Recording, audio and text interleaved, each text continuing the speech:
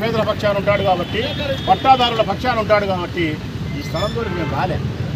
ఒకవేళ ఈ స్థలం తీసుకొని రోడ్డు పెద్ద చేయాలనుకుంటే ఈ స్థలం విలువ సెంటు 40 లక్షలు ఉంది. ఇక్కడ సెంటు 40 లక్షలు తక్కువ లేదు. ఇక్కడ సెంటు 40 లక్షల రూపాయలు విలువ చేసే ఈ స్థలానికి ఏదైనా రోడ్డు వెడల్పు చేయాలనుకుంటే సెంటు 45 లక్షల రూపాయలు పేదవాళ్ళకి ఇచ్చి ఇలా స్థలం తీసుకుంటాం.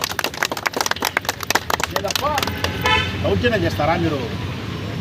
గడియకు ఎవడో వస్తారంట అధికారి, వయసు పిల్లకాయలు వచ్చేది, నేను ఈ ఉద్యోగస్తుని ఆ ఉద్యోగస్తుని అనేది, ఆడపిల్లలు దగ్గర వయసు పిల్లలు ఉంటారు, కొలతలు వేసుకోవాలనేది, పడగొట్టామనేది, బయటికి పోవాలనేది, 2000 ఇచ్చామనేది, ఇది కాదనేది, టికెట్ పట్టా అనేది, ఎమ్మెల్యే చెప్పినాడు అనేది, లేకపోతే మిషన్ వస్తుంది సోమవారం, వకీలు వస్తుంది, మంగళవారం వస్తుంది, ఇవన్నీ మాట్లాడుతూ ఉంటే ఇది మీకు న్యాయమా?